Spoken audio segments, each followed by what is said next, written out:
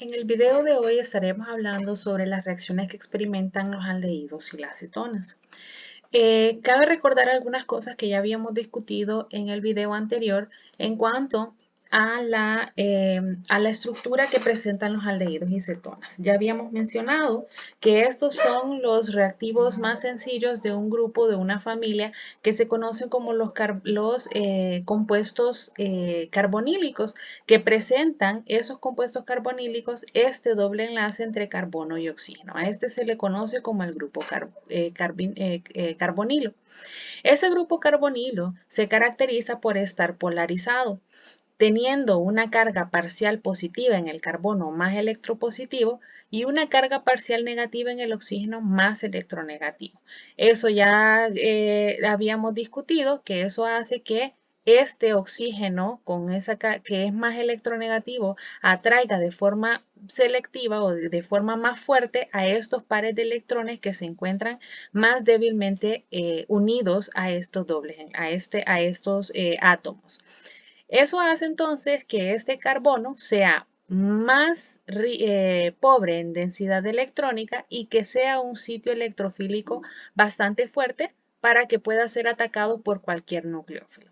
Entonces, dentro de las reacciones que experimentan las cetonas y aldehídos, precisamente esa característica de la estructura de las cetonas y aldehídos hacen que estos experimenten un tipo de reacción bien especial, que es el tipo de reacción más común que presentan estos compuestos, que se conoce como una adición nucleofílica. Esta adición nucleofílica se caracteriza por eso mismo, por eso que les estaba mencionando. Un nucleófilo ataca ese sitio electrofílico, que en este caso, en ese doble enlace carbono-oxígeno, es el carbono, se da la adición del nucleófilo y posteriormente se da la adición de un protón a este lado del doble enlace, a este OH con esa carga negativa, perdón, a ese oxígeno con esa carga negativa. Entonces, básicamente, una adición nucleofílica consiste en la adición de un nucleófilo en el carbono del doble enlace y un hidrógeno en el oxígeno del doble enlace que teníamos inicialmente del grupo carbónico. Entonces, una adición nucleofílica consiste en la adición de un nucleófilo y un protón en el doble enlace carbono-oxígeno. Todas las reacciones que experimentan, o la mayoría de reacciones que experimentan las cetonas y aldehídos, siguen este mismo mecanismo. Eso va a depender, va a variar un poquito dependiendo de las condiciones en las que se lleve a cabo la reacción, pero básicamente lo que vamos a tener al final es esto mismo, un nucleófilo y un protón adicionados en el doble enlace carbono-oxígeno. Muy bien, ya habíamos visto varias reacciones en donde ocurre algo similar o esto mismo que nosotros acabamos de discutir acá. Un nucleófilo que ataca al grupo carbonilo de una cetona y un aldehído. Ya habíamos visto que algunas reacciones de ese tipo. La primera reacción que nosotros observamos con las cetonas y aldehídos fue una reacción con reactivos organometálicos y también habíamos visto qué ocurre cuando tenemos una reducción por hidruros. En ambos casos, tanto el reactivo organometálico como los hidruros son nucleófilos fuertes y atacan directamente al grupo carbonilo de la cetona y el aldehído. En este caso, nuestros nucleófilos son este grupo, este carbinol, carbanión del reactivo organometálico y este hidruro de los reactivos de hidruro. Entonces, en este caso, lo primero que se generó fue el ataque nucleofílico al sitio electrofílico de nuestro grupo carbonilo y la generación de un alcóxido. En ambos casos se genera un alcóxido. Y una protonación posterior entonces nos forma un alcohol. Esas son reacciones que nosotros ya habíamos visto y que caben dentro de esa categoría de adiciones nucleofílicas. Se da la adición nucleofílica de nuestro nucleófilo, que nuestro nucleófilo estaría este carbanión que proviene de este órgano metálico, y la adición de un protón en el doble enlace carbono-oxígeno. Lo mismo ocurre en la reducción por hidruros. Se dio la adición de nuestro nucleófilo, que en este caso fue el ion hidruro, nuestro nucleófilo, y se dio también la adición de un protón en el OH. Aquí tenemos nuestro protón. Entonces, en este caso tenemos nuevamente un nucleófilo y un protón. Un nucleófilo y un protón. Entonces, estas reacciones que nosotros ya conocíamos están clasificadas dentro de esas reacciones de adiciones nucleofílicas al grupo carbonilo de las cetonas y los aldehídos. Las reacciones de adición nucleofílica en los aldehídos y cetonas también se puede llevar a cabo cuando nosotros tenemos nucleófilos débiles.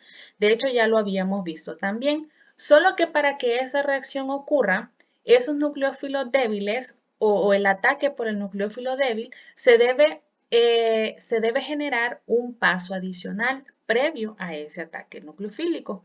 Entonces, en ese caso, se requiere de una activación previa del grupo carbonilo, que se da mediante una protonación. Entonces, cuando el doble enlace, el grupo carbonilo se protona, entonces se genera estas estructuras resonantes que nosotros estamos mostrando acá.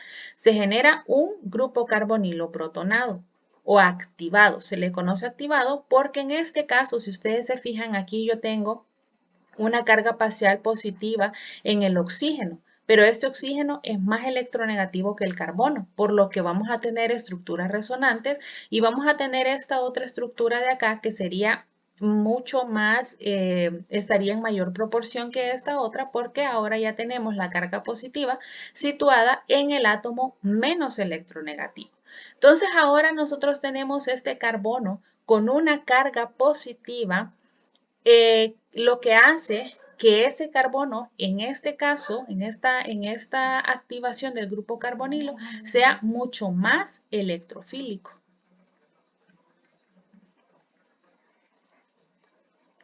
Mucho más electrofílico que en el caso anterior. Por ejemplo, acá, cuando teníamos los nucleófilos fuertes, este carbono que se generó mediante la protonación, esta carga positiva que se generó mediante la protonación del grupo carbonilo, en este caso, cuando nosotros tenemos nucleófilo débil, ese carbono es mucho más electrofílico que este carbono que nosotros teníamos acá cuando teníamos nucleófilos fuertes. Entonces, en este caso, ahora este carbono, que es mucho más electrofílico, ahora sí puede ser atacado por un nucleófilo débil y generar la adición nuevamente de nuestro nucleófilo y la adición acá de nuestro protón. En este caso, cuando nosotros tenemos nucleófilos débiles y tenemos que hacer una protonación para activar el grupo carbonilo, el orden de la adición es diferente. Primero, en el caso anterior de cuando nosotros teníamos nucleófilos fuertes, primero se da la adición de nuestro nucleófilo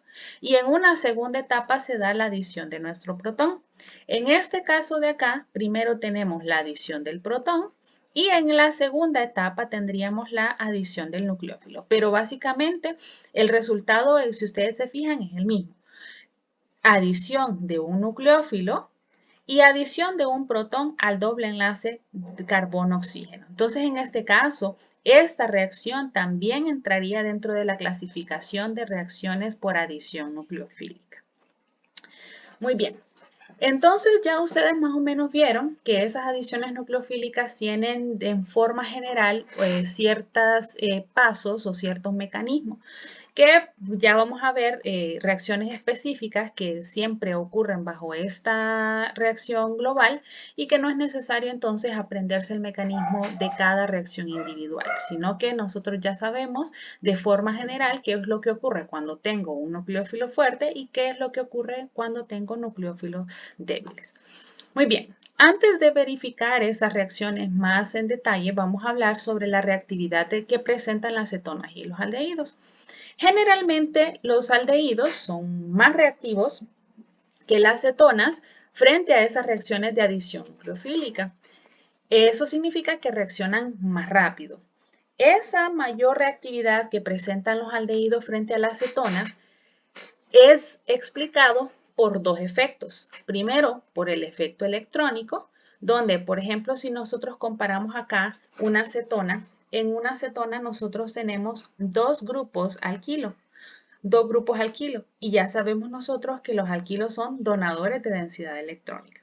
Fijémonos de nuevo en este grupo carbonilo de acá. Este grupo carbonilo, este de acá, ya sabemos que es un enlace que está completamente polarizado, con una carga negativa, una carga parcial negativa en el oxígeno y una carga parcial positiva en el carbono. Eso significa que ese carbono es pobre en densidad electrónica. Y esa presencia de los dos grupos alquilo que son donadores de densidad electrónica, lo que hacen es estabilizar esa densidad, esa poca densidad o esa carga positiva en el carbono. ¿Ya? Ahora vamos a ver qué ocurre en el aldehído. En el aldehído solamente tengo un grupo alquilo. Aquí tengo dos grupos alquilo en la acetona y en el aldehído solamente tengo un grupo alquilo, un grupo donador de densidad electrónica.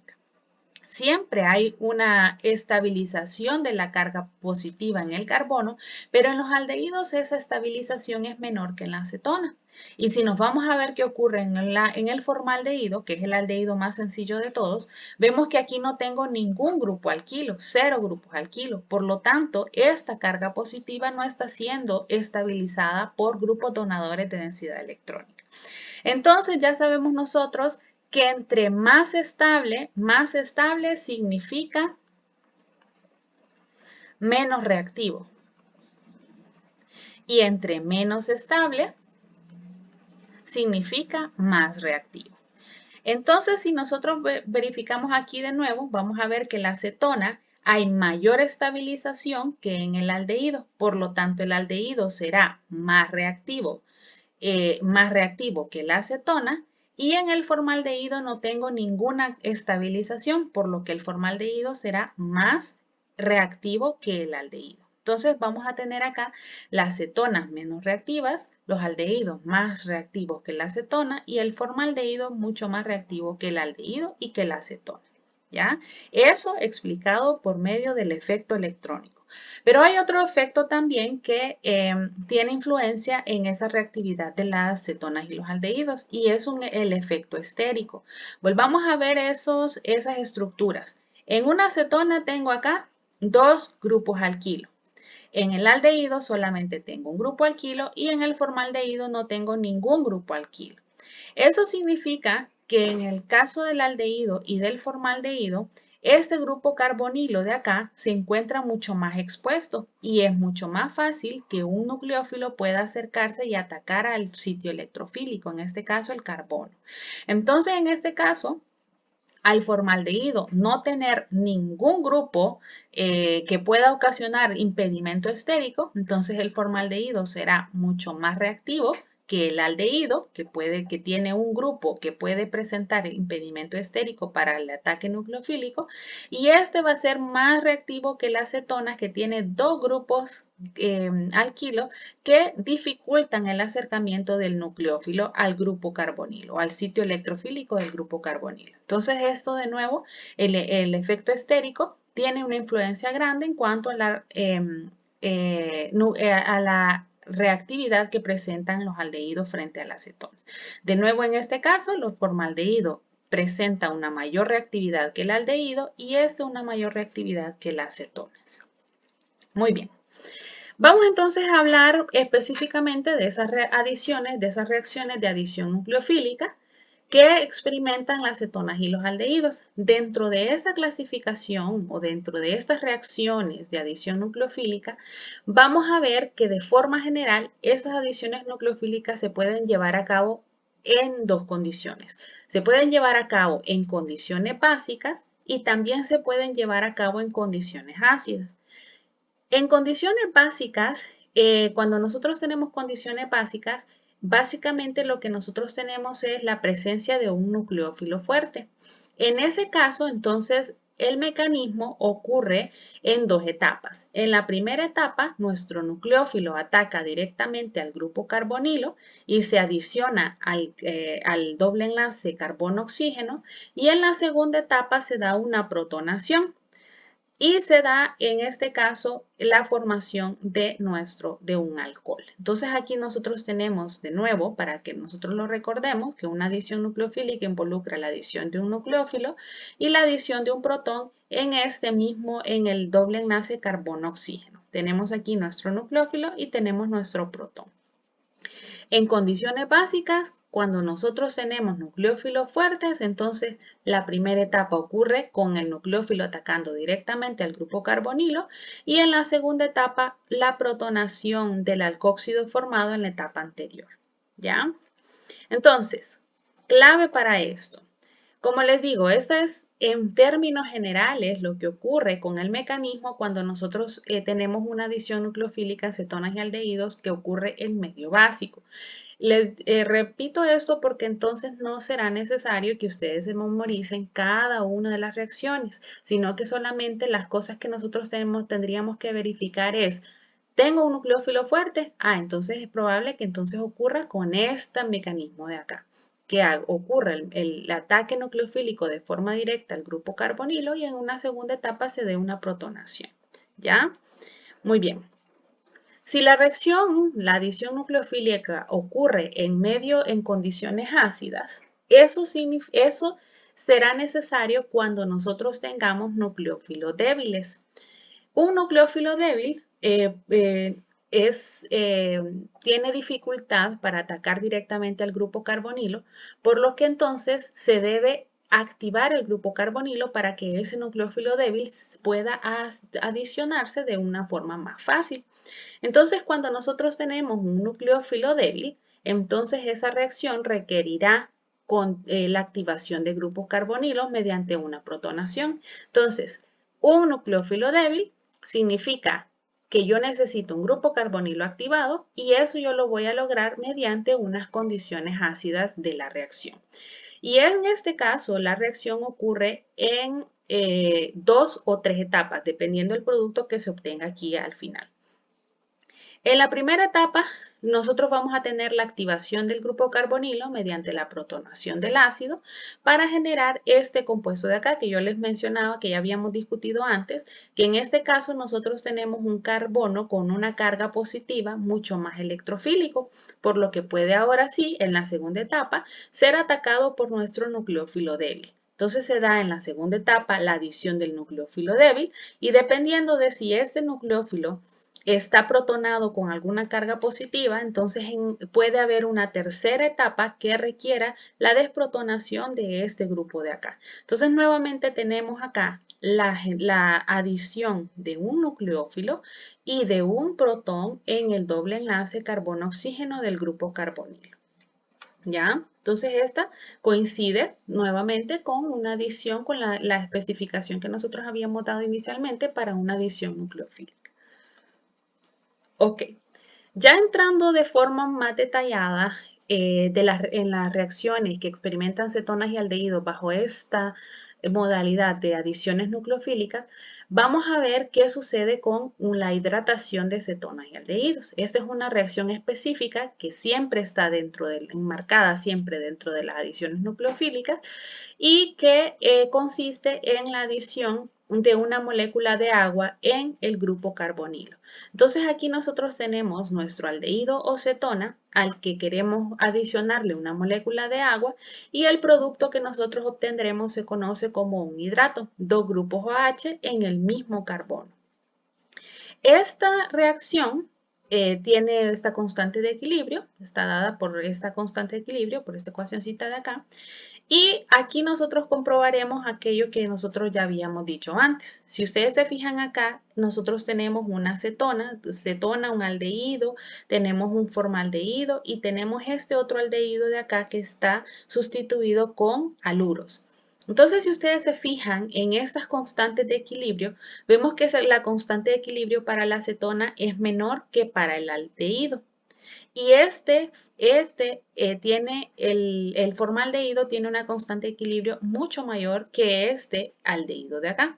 Eso confirma lo que ya nosotros habíamos dicho en cuanto a la reactividad. El formaldehído reacciona mucho más fácil frente a esta hidratación de cetonas y aldehídos, es decir, que esta reacción está más favorecida que la reacción con el aldehído y esta más favorecida que la reacción con la cetona. Todo eso por lo que ya habíamos discutido antes. Ahora fíjense qué ocurre con este otro aldehído donde nosotros tenemos haluros. Recuerdan que nosotros habíamos dicho que la reactividad depende de dos cosas, del efecto electrónico y del efecto estérico. Entonces, en cuanto al efecto electrónico, nosotros ya sabemos que el oxígeno es atractor de densidad electrónica y que los grupos alquilos son donadores de densidades electrónicas, lo que ocurriría en este propanal, por ejemplo. Nosotros tenemos acá este oxígeno atrayendo densidad electrónica hacia él, mientras que este grupo R dona densidad electrónica para estabilizar a la carga positiva que tiene este carbono de acá. Entonces, ¿qué ocurre con este cloral? Los haluros son atractores de densidad electrónica, o sea que en lugar de donar densidad electrónica para estabilizar la carga positiva de este carbono, más bien le saca más densidad electrónica, dejando a este carbono mucho más pobre en densidad electrónica, lo que hace entonces que este carbono de acá sea mucho más electrofílico que, por ejemplo, este carbono del formaldehído, lo que hace entonces que esa reacción sea mucho más favorable, lo que se comprueba con esta constante de equilibrio de acá. Muy bien. Esa hidratación de cetonas y aldehídos se puede llevar a cabo en dos condiciones. Se puede llevar a cabo en medio ácido o se puede llevar a cabo en medio básico. Y el mecanismo sería básicamente el mismo que nosotros ya vimos antes en términos generales. Si la reacción ocurre en medio ácido, entonces necesitaremos la adición, necesitaremos la activación del grupo carbonilo, por lo que la primera etapa de esta reacción requerirá la activación del grupo carbonilo mediante una protonación. Se activa el grupo carbonilo, ahora nuestro nucleófilo débil, que es la molécula de agua, se adiciona al carbono muy electrofílico para formar este compuesto de acá, este intermediario de acá. Pero este oxígeno tiene una carga positiva, por lo que necesita una tercera etapa para la desprotonación y llegar a nuestro producto final. Esa reacción también puede llevarse a cabo en condiciones básicas, solo que en condiciones básicas, ya saben ustedes, una clave, medio en condiciones ácidos, entonces yo tengo un nucleófilo débil, y en condiciones básicas yo tengo un nucleófilo fuerte. El nucleófilo fuerte que necesitaremos en medio básico sería el ion hidroxilo.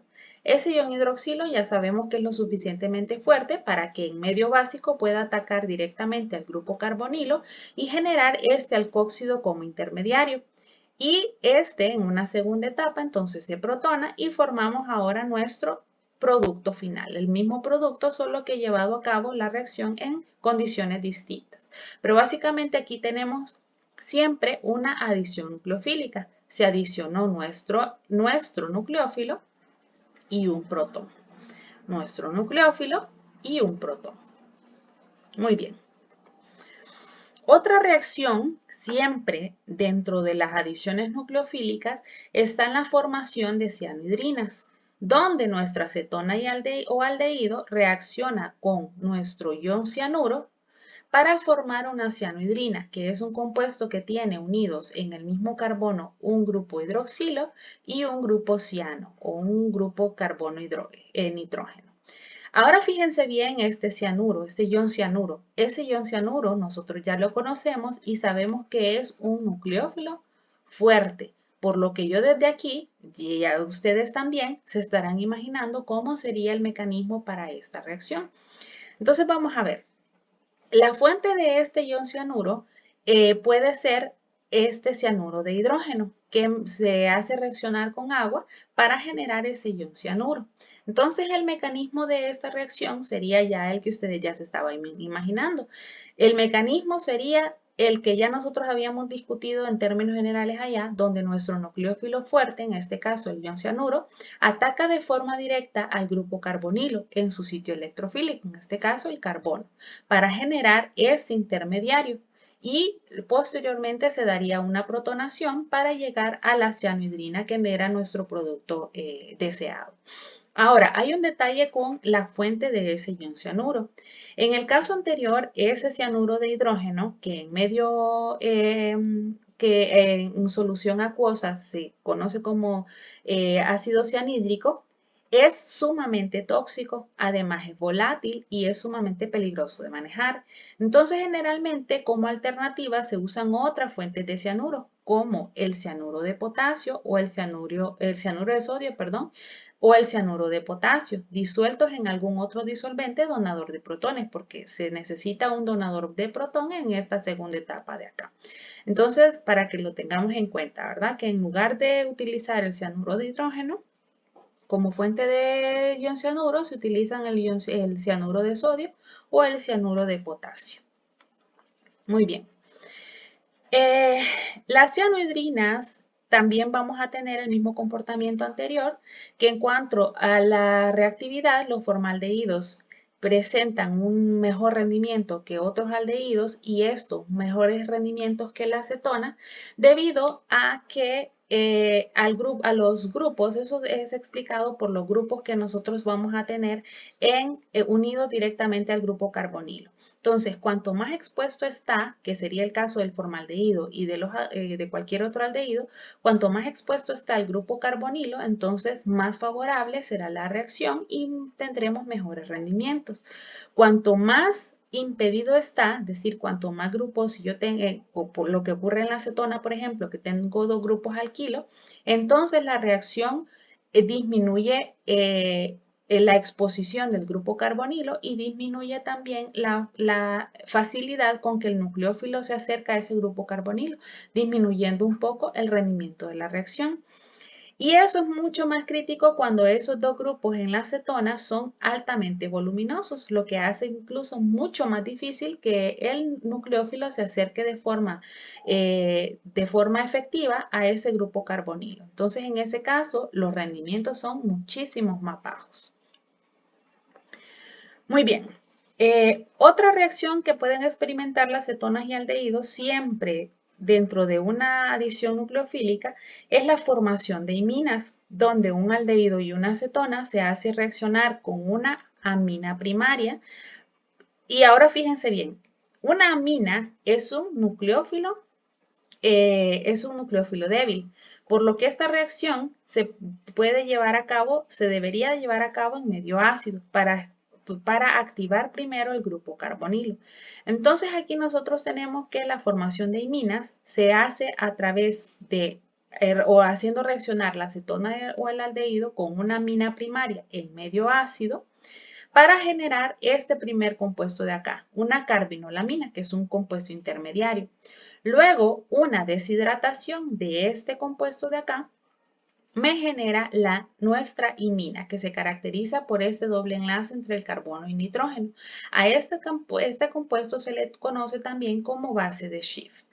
Esta reacción es una reacción de condensación donde 2 moléculas se unen y se da la salida de una molécula pequeña. ¿Ya? Muy bien.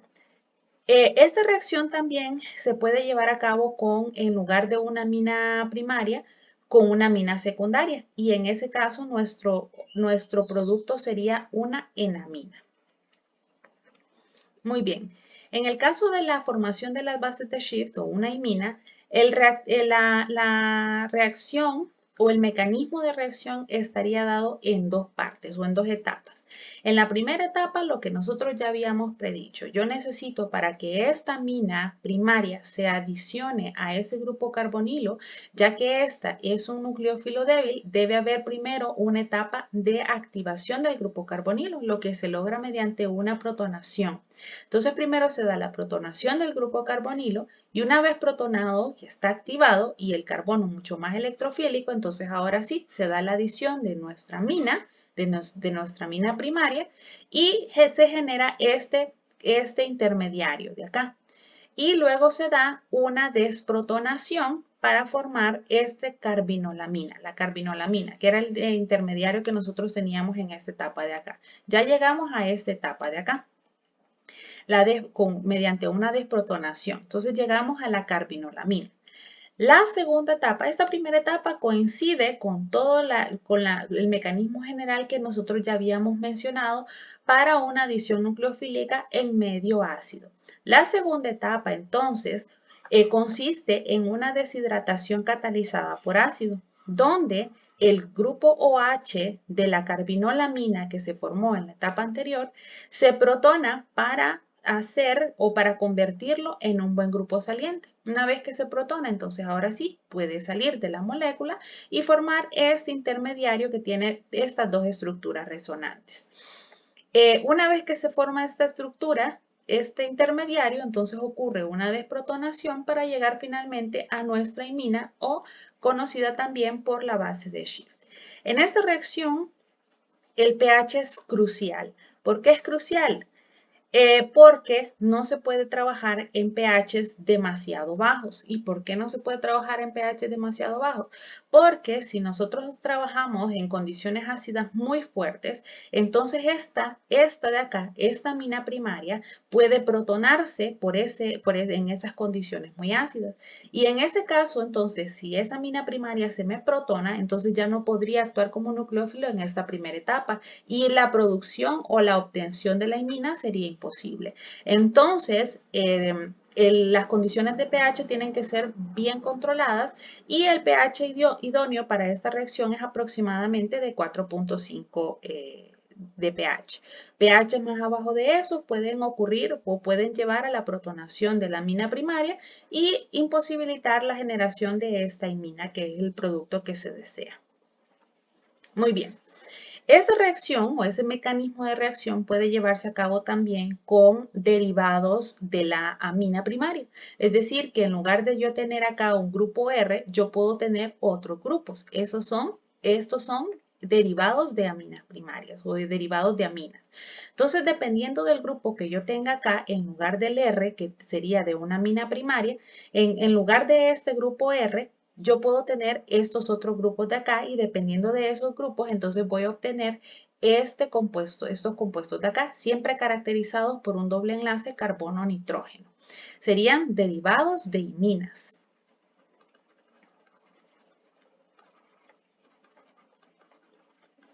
Muy bien, entonces aquí están listados en este cuadrito las posibilidades que nosotros tenemos. Por ejemplo, si en lugar de un grupo R yo tengo un hidrógeno, yo estaría trabajando con un amoníaco y en el resultado final tendría un hidrógeno en la posición donde antes, en el mecanismo anterior, la posición donde antes tenía ese grupo alquilo, entonces ahora voy a tener un grupo H o un hidrógeno. En ese caso siempre seguiría siendo una imina. Con la amina primaria, que fue el caso anterior, entonces tenemos una base de Schiff. Cuando nosotros tenemos en lugar del grupo alquilo un grupo hidroxilo, entonces obtenemos una oxima. Cuando tenemos un grupo amino como grupo sustituyente en lugar del grupo R, entonces lo que obtenemos es una hidrazona. Si partimos de una fenilhidracina, nosotros obtenemos una fenilhidrazona y así sucesivamente. Entonces, estas son las reacciones que van a ocurrir exactamente con el mismo mecanismo que vimos anteriormente, donde nosotros vamos a estar cambiando a nuestra amina por derivados de esa amina para producir estos diferentes productos de acá. Y recordemos que no está aquí también, que podemos también cambiar de una amina primaria a una amina secundaria y en ese caso también se da la reacción con el aldehído cetona, pero lo que generan es una enamina, que ya lo explicamos antes. Muy bien. Siempre dentro de las adiciones nucleofílicas, las cetonas y aldehídos también pueden reaccionar o pueden llevarse a cabo reacciones para la formación de acetales. ¿Qué es un acetal? Un acetal es una molécula que en el mismo carbono tiene dos grupos alcohóxido. Ese sería un acetal. Entonces, en ese caso, el acetal se puede formar a partir de una acetona o aldehído con dos moléculas del nucleófilo, con dos equivalentes del nucleófilo, para formar este acetal. Si nosotros recordamos, esta sería una reacción bastante análoga a la hidratación de cetonas y aldehídos que vimos de la primera reacción que nosotros vimos. Y nosotros vimos que esa hidratación podía ocurrir tanto en medio ácido como en medio básico. En medio ácido, utilizando el agua como nucleófilo, y en medio básico utilizando el OH como nucleófilo.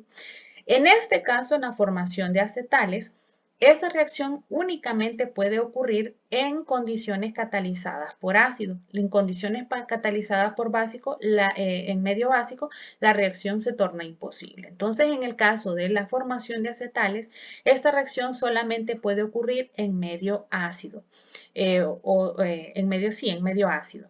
Y en ese caso, entonces, tendríamos la adición de un alcohol que sería la fuente de los grupos alcóxidos. Y el alcohol ya sabemos nosotros que es un nucleófilo débil. Muy bien. Entonces, esta reacción o el mecanismo de esta reacción también ocurrirá en dos etapas. En la primera etapa, lo que ya habíamos visto en términos generales para las adiciones nucleofílicas, cuando tenemos nosotros un nucleófilo débil, lo primero que ocurre es la protonación para activar el doble enlace o el grupo carbonilo de la acetona o el aldehído. Una vez activado, entonces ahora sí se da la adición de nuestro nucleófilo débil, que en este caso es un alcohol, para generar esta primera parte de acá. Un OH, un OR protonado. Entonces en la tercera parte se da una desprotonación para conseguir este compuesto de acá, un hemiacetal. Hemi porque todavía solamente tenemos la mitad del acetal formado. Solamente tenemos un grupo OR adicionado a ese carbono que es del grupo carbonilo. Entonces en la segunda etapa consiste en sustituir este grupo OH por el otro grupo OR del alcohol. Ahora, esa segunda etapa ocurre mediante una sustitución SN1. En este caso, entonces, se da la protonación del grupo OH para convertir este grupo OH en un buen grupo saliente. Se da la salida del grupo saliente y ahora se forma un carbocatión. Ese carbocatión, que es estabilizado por resonancia en la siguiente etapa, entonces ahora sí, con ese carbono muy electrofílico, entonces se da la adición de nuestro grupo, de nuestro nucleófilo, que es un nucleófilo débil, y tenemos este compuesto protonado. Y mediante una desprotonación, entonces nosotros llegamos finalmente a un acetal. Muy bien. ¿Qué pasaría si yo intentara llevar a cabo esta reacción o esta formación de acetales en medio básico? La primera etapa de la reacción no tendría ningún problema. Yo tendría nuestro nucleófilo fuerte, en este caso un alcóxido, atacando directamente al grupo carbonilo y formando este ion alcóxido de acá, que se protonaría para generar este compuesto de acá. La primera etapa de la reacción en medio básico no tendría ningún problema. La segunda etapa requeriría el ataque de nuestro nucleófilo fuerte, de nuestro ion alcóxido, a ese carbono y la salida de un grupo saliente. Esta reacción tendría que ocurrir mediante una SN2. Pero ¿cuál es el inconveniente acá? Que este grupo OH ya sabemos nosotros que es un muy mal grupo saliente, por lo que esta reacción sería imposible que se dé. Entonces, para eso, este OH tendría que ser un buen grupo saliente, pero como no lo es, entonces, por esa razón es que esta reacción de la formación de acetales no puede ocurrir en condiciones básicas. La reacción o la formación de acetales únicamente puede ocurrir en medio ácido por eso que yo les acabo de explicar acá. La primera etapa de la reacción se da sin problemas, pero la segunda etapa de la reacción no es posible que se dé. Por eso, por este grupo OH, que es un muy mal grupo saliente. Muy bien. Esos acetales o la formación de acetales es una reacción completamente reversible. Eso significa que ese grupo, ese acetal que yo formé, yo lo puedo regresar a la acetona o al aldehído que yo tenía originalmente. Y eso lo vamos a hacer mediante una hidrólisis, mediante una reacción de hidrólisis ácida. Muy bien. También se pueden formar acetales cíclicos, donde esos acetales cíclicos se forman utilizando glicoles, y el más utilizado es el etilenglicol con 2 átomos de carbono y OH vecinales. Y lo que se forma aquí es un acetal etilénico con estos grupos acá. Y ya sabemos que en este caso también para los acetales cíclicos es una reacción completamente reversible. Si yo a este acetal le hago una hidrólisis ácida, entonces yo regreso a la acetona o el aldehído que yo tenía originalmente. Eh, el objetivo principal de la formación de estos acetales cíclicos, o la principal aplicación de formar esos acetales cíclicos, es utilizarlos como grupos protectores. Analicemos qué ocurre con esta síntesis de acá, que nosotros tenemos acá. Yo quiero obtener, a partir de esta ciclohexanona, yo quiero obtener este compuesto de acá. Es un compuesto que tiene un grupo OH y en la misma molécula tenemos un grupo aldehído. Entonces, en este caso, yo ya sé que este OH, fíjense que aquí este es un alcohol terciario. Yo ya sé que un alcohol terciario yo lo puedo obtener a partir de una acetona, si yo ataco a esa acetona, por ejemplo, con un compuesto con un reactivo organometálico. Yo ataco a ese grupo carbonilo y agrego el tercer grupo R y genero un alcohol terciario. Eso no hay ningún problema con eso, eso ya nosotros lo sabemos. Entonces yo puedo pensar que esa sería la vía, ¿no? Que esa sería el planteamiento de la síntesis. Yo puedo decir que esta acetona yo la voy a hacer reaccionar con ese reactivo de Grignard, que va a ser que esta parte de acá va a ser introducida por el reactivo organometálico. Entonces yo puedo proponer que mi reactivo organometálico será este de acá.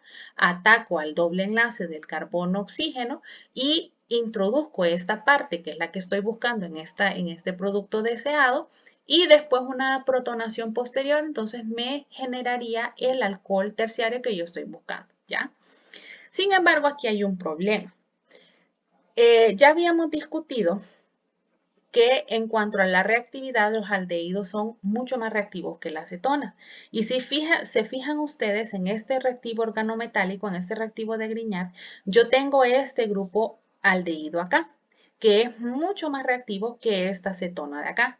Por lo tanto, este reactivo organometálico, en lugar de atacar a esta acetona, se va a atacar a él mismo. Se va a atacar a este grupo carbonilo que tengo en la misma molécula. Por lo tanto, no podría yo llegar a ese producto de acá. Esa reacción sería imposible que se dé. Entonces, en ese caso, una solución para llevar a cabo esta reacción, siempre utilizando reactivos de Grignard, sería utilizando los acetales como grupos protectores. El objetivo de esos grupos protectores es precisamente ese, evitar que las cetonas o aldehídos reaccionen con bases o nucleófilos fuertes. Entonces, el nuevo planteamiento para esa reacción sería la siguiente. Antes de formar el compuesto organometálico, donde yo tengo el grupo aldehído, entonces yo protejo ese grupo aldehído para que no reaccione con ninguna base, con ningún nucleófilo, haciendo o formando un acetal cíclico mediante la adición del etilenglicol en medio ácido. Entonces yo genero el aldehído, el acetal, que va a actuar como mi grupo protector, y una vez que está protegido el aldehído, ahora sí, puedo formar el reactivo organometálico, en este caso el reactivo de Grignard. Aquí sí ya no hay ningún problema. Aquí mi nucleófilo fuerte, mi reactivo de Grignard, ya no se va a atacar a él mismo, porque ese grupo carbonilo ya está protegido. Ahora sí, puedo hacer la introducción o puedo introducir todo este grupo a la acetona que yo tenía inicialmente. Ahora sí, no va a haber ningún problema. Nuestro reactivo organometálico atacará de forma directa a ese carbonilo para formar este compuesto intermediario, este ion alcoxído. Y luego de eso, entonces, se adiciona un ácido que va a cumplir con dos objetivos. Va a protonar este ion alcoxído que se formó inicialmente y va a recuperar o va a restablecer ese aldehído al aldehído original que nosotros teníamos. Y ya nosotros llegamos con eso entonces al compuesto deseado que nosotros queríamos inicialmente. Esa sería entonces una de las aplicaciones más importantes de los acetales. La formación de los acetales es una reacción selectiva. Por ejemplo, en esta reacción de acá, en este compuesto de acá, nosotros tenemos un aldehído y también tenemos una función cetona. En ese caso, si yo quiero hacer reaccionar esta molécula con un solo equivalente del etilenglicol, este preferentemente reaccionará con el aldehído antes que con la cetona, por aquella de la reactividad que ya hemos estudiado antes. Entonces, se generará esta formación del aldehído con el etilenglicol y ahora sí, este doble enlace de la acetona, este carbonilo de la acetona, está disponible para que pueda reaccionar con cualquier otro compuesto y este grupo carbonilo del aldehído estará protegido por ese acetal. Entonces, en este caso, si se utiliza un agente reductor como el hidruro de el hidruro de borio, el borohidruro de sodio, entonces yo voy a tener una reducción de la acetona a un alcohol secundario, pero el aldehído va a ser inalterado porque fue protegido por el acetal. Muy bien. Hasta ahora entonces vimos ya adiciones nucleofílicas con algunos nucleófilos fuertes, como por ejemplo los reactivos organometálicos, que son estos de acá, el bioncianuro, el organolitio y el Grignard. Estos son nucleófilos fuertes que ya vimos nosotros que atacan directamente al grupo carbonilo en condiciones básicas. Existe otra reacción donde nosotros también tenemos un nucleófilo fuerte que ataca directamente al grupo carbonilo de la acetona y aldehído. Y ese reactivo es el iluro de fósforo, que también es un nucleófilo fuerte que tiene la capacidad, igual que estos otros de acá arriba, de atacar directamente al grupo carbonilo de la acetona y el aldehído. Sin embargo, hay una diferencia bien grande.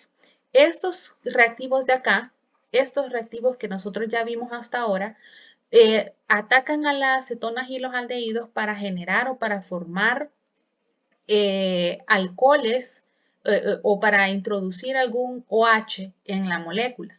Sin embargo, el iluro de fósforo, que también es un nucleófilo fuerte, no va a formar ningún OH en la molécula, sino que va a formar un alqueno. Esa sería entonces lo que hará este nucleófilo fuerte, el iluro de fósforo, la formación de un alqueno a partir de una acetona y aldehído.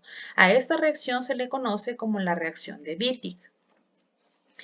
Y ese hiluro de fósforo se prepara a partir de la trifenilfosfina que reacciona mediante una SN2 con un haluro de alquilo no impedido. Y eso es bien importante tenerlo presente.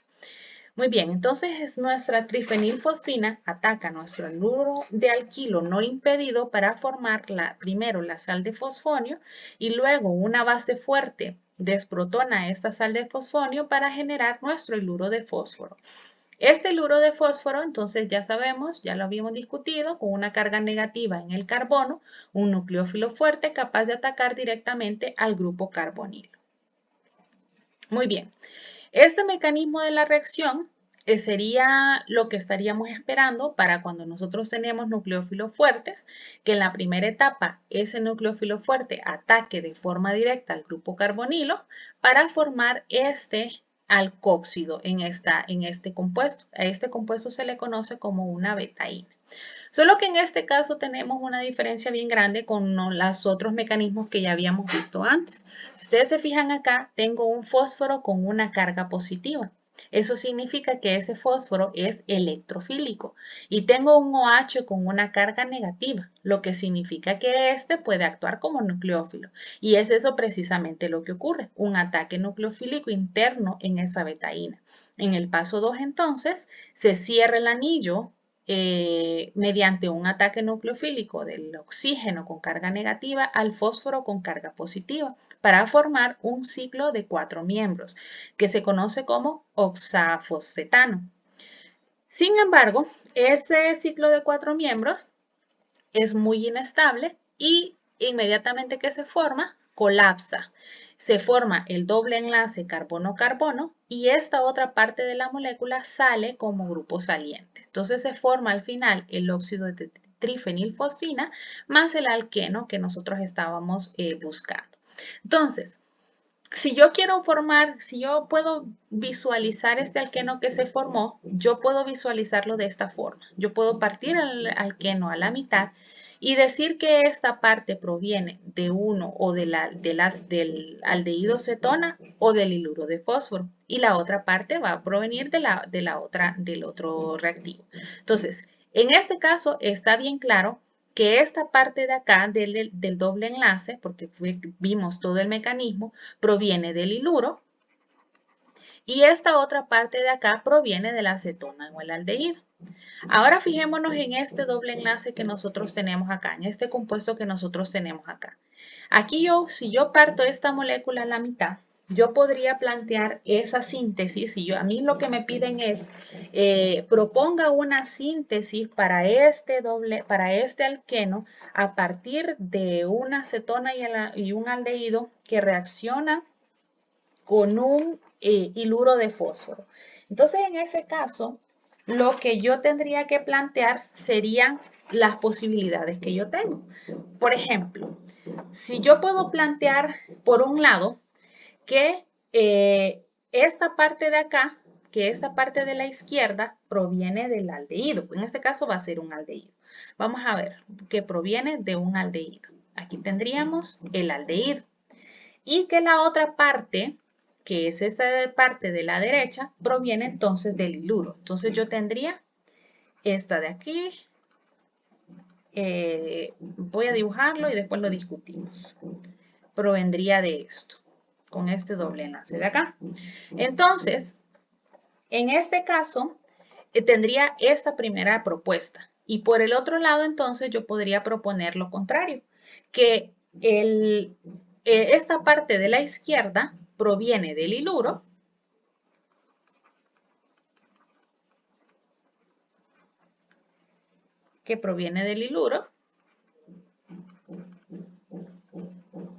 y la parte de la derecha que proviene del aldehído. Ahí está. Ahí están mis dos propuestas. Ahora, ¿cuál decido yo? ¿Cuál es la mejor ruta de síntesis de estas dos? Entonces, si nosotros vemos, en ambos casos yo tengo aldehídos y tengo un iluro de fósforo, también solamente con un sustituyente, pero en realidad la clave para la decisión nos la dará este iluro de fósforo. Ya sabemos que la formación del iluro de fósforo se da a partir de la trifenilfosfina con un haluro no impedido. Entonces vamos a ver qué sucede si yo separo esto y intento ver cómo yo formaría este iluro de fósforo.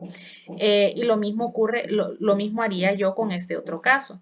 Si este caso de acá, entonces yo necesitaría que este iluro de fósforo se hubiese formado con la trifenilfosfina reaccionando con un haluro, que en este caso sería CH3, por ejemplo, un bromo, un hidrógeno y un hidrógeno. Esta sería la molécula que tendría que reaccionar con esta trifenilfosfina para generar este iluro de acá.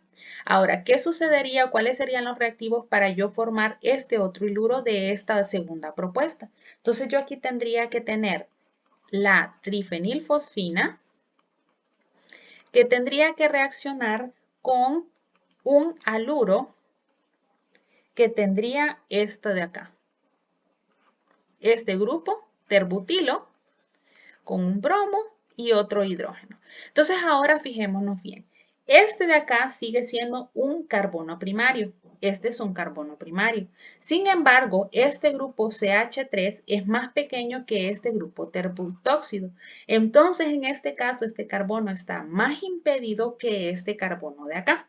Por lo tanto, yo utilizaría esta propuesta de acá como la propuesta para la síntesis de este compuesto de acá, de este compuesto objetivo. No sé si quedó claro. Entonces, en este caso, esas dos fueron las propuestas que yo planteé, donde esta parte de la molécula, la parte derecha de la molécula proviene de este aldehído y la parte izquierda proviene del iluro. Y esta otra propuesta es considerando que esta parte izquierda de la molécula proviene del aldehído y la parte derecha proviene del iluro. Entonces, para yo tomar una decisión certera, entonces yo tengo que saber cómo yo prepararía este ion iluro. En este caso de la izquierda, el ion iluro tendría que prepararlo a partir de la trifenilfosfina con este haluro de alquilo. Y esta propuesta de la derecha con este otro haluro de alquilo de acá. Entonces, si yo veo estos, ambos carbonos son primarios, sin embargo, estos grupos R son bien diferentes. Este es mucho más pequeño, una densidad electrónica más pequeña, y este terbutil es un grupo más voluminoso y causa mayor impedimento estérico. Entonces, la mejor preparación para este ion iluro es con este carbono menos impedido. Entonces, la mejor propuesta para esta síntesis sería esta de acá de la derecha. Esta sería la mejor propuesta. Muy bien. Las cetonas y aldehídos también pueden experimentar reacciones de oxidación. Estas reacciones, de hecho, nosotros ya las estudiamos antes. Un aldehído puede ser oxidado hasta un ácido carboxílico con ciertos agentes oxidantes, como por ejemplo el hipoclorito de sodio, el ácido crómico, el permanganato de potasio y también algunos peróxidos. Esa sería cómo nosotros podemos oxidar aldehídos a ácidos carboxílicos. Ya sabemos que las cetonas no experimentan mayor oxidación, así que los únicos que pueden experimentar oxidación son los aldehídos. Esta reacción de acá no es selectiva, así que todos estos compuestos, además de oxidar al aldehído, también oxidan a dobles enlaces. Entonces, si lo que yo quiero es que sea una oxidación más selectiva, que solamente me oxida aldehídos, entonces se tendría que utilizar un agente oxidante moderado, como el óxido de plata en tetrahidrofurano en agua. Este es un agente moderado, un agente oxidante moderado que solamente oxida aldehídos y no oxida otros grupos funcionales, como por ejemplo el doble enlace. ¿Ya? Muy bien.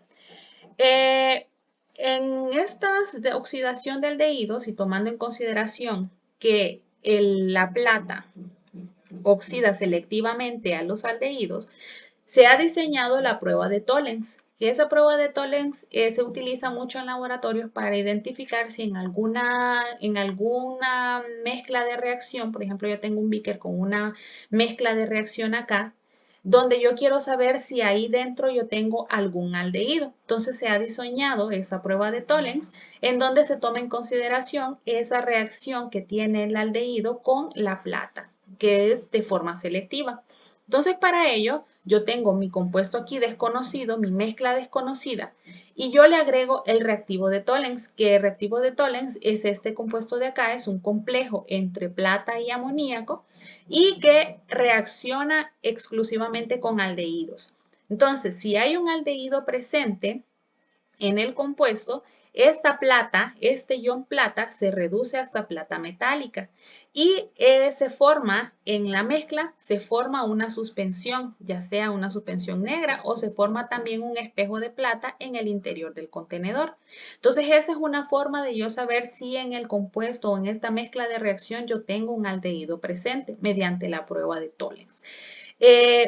Otros compuestos, otros grupos funcionales no reaccionan con este reactivo de Tollens, es selectivo para aldehídos, por ejemplo los hidrocarburos sencillos, los éteres, las cetonas, los alcoholes, no reaccionan con el reactivo de Tollens. Entonces es una medida, es una prueba selectiva para detectar si hay aldehídos en alguna mezcla de reacción. Las cetonas y los aldehídos también pueden ser reducidos. Estas reacciones nosotros ya las vimos anteriormente. Pueden ser reducidos primero por hidruros, como por ejemplo el borohidruro de sodio, que es el que reduce selectivamente aldehídos y cetonas. El hidruro de litio y aluminio, ya saben ustedes que reduce ácidos carboxílicos y ésteres, pero este borohidruro de sodio reduce específicamente aldehídos a alcoholes primarios y a cetonas a alcoholes secundarios. Este hidruro pues no reduce a dobles enlaces carbono-carbono. La otra forma para reducir aldehídos y cetonas es mediante una hidrogenación catalítica utilizando a níquel-raney, que ya lo habíamos discutido, que ya lo habíamos mencionado en algún video anterior también, y este sí no es selectivo. Este reduce, además del doble enlace de las cetonas y el aldehído, también reduce a dobles enlaces carbono-carbono. Entonces, esa sería la otra forma. Este sí reduce dobles enlaces carbono-carbono. Esas serían las dos formas de reducción, mediante hidruros o mediante hidrogenación catalítica utilizando níquel-raney. Y hay una tercera todavía, que esta sí no la habíamos discutido, reacción para reducción de cetonas y aldehídos, y es mediante una desoxigenación de cetonas y aldehídos, donde la acetona o el aldehído se reduce a un grupo, a un alcano, si ustedes se fijan acá. Entonces aquí este grupo o este enlace carbono-oxígeno es reemplazado completamente por enlaces carbono-hidrógeno. Muy bien, esa reacción se puede llevar a cabo de dos formas. La primera es mediante una reducción de Clemmensen, que ocurre en condiciones ácidas, donde la acetona y el aldehído se hacen reaccionar con una amalgama de mercurio y zinc en medio ácido acuoso para formar ese alcano. El mecanismo de esta reacción es complejo y no lo vamos a estudiar en este momento. La segunda forma es mediante una reducción o la reacción que se conoce como reducción de Wolff-Kirchner, que ocurre en condiciones básicas y esta reacción ocurre en dos etapas. Lo primero consiste en convertir a nuestra acetona o aldehído en una hidrazona, que es una de las reacciones que nosotros discutimos allá, que ocurre. Este de acá es un derivado de la amina primaria. Entonces es una reacción, este mecanismo de acá, ustedes ya lo pueden ver en las diapositivas anteriores, que es el mismo que ocurre con el mecanismo con una amina primaria en condiciones ácidas. Entonces la primera etapa de esta reacción consiste en la conversión de nuestra acetona o aldehído en esa hidrazona. Ahora, ¿por qué si es en condiciones básicas esta primera etapa ocurre en medio ácido? En realidad, la reducción de Wolff-Kirchner es esta parte de acá. Esta parte de acá del final es esa reducción de Wolff-Kirchner. Esta primera etapa solamente es una etapa de preparación donde la acetona y el aldehído o el aldehído se convierten en la hidrazona en condiciones ácidas y una vez convertida en la hidrazona, ahora sí se procede a la reducción de Wolff-Kirchner en condiciones básicas. Esa reacción se promueve mediante calor y utilizando bases fuertes. Las bases fuertes generalmente utilizadas son el hidróxido de potasio o el terbutóxido de potasio.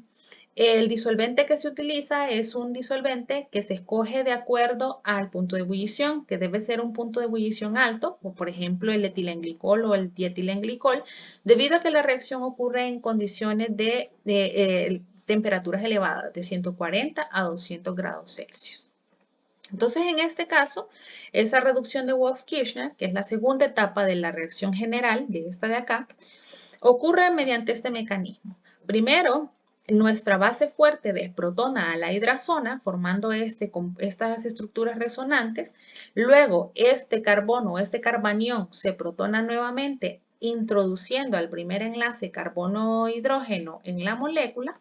Y en la segunda etapa, entonces, ocurre la segunda desprotonación por nuestra base fuerte, generando este compuesto de acá. Y este par de electrones de nitrógeno migran a formar un triple enlace con el otro nitrógeno y colapsa este enlace sencillo con el carbono, generando un nuevo carbanión que nuevamente se protona para introducir el segundo enlace carbono-hidrógeno de nuestro producto final. Entonces, ese sería el mecanismo de la reducción Wolff-Kirchner que ocurre en condiciones básicas. Entonces, esas serían todas las reacciones que experimentan las cetonas y los aldehídos.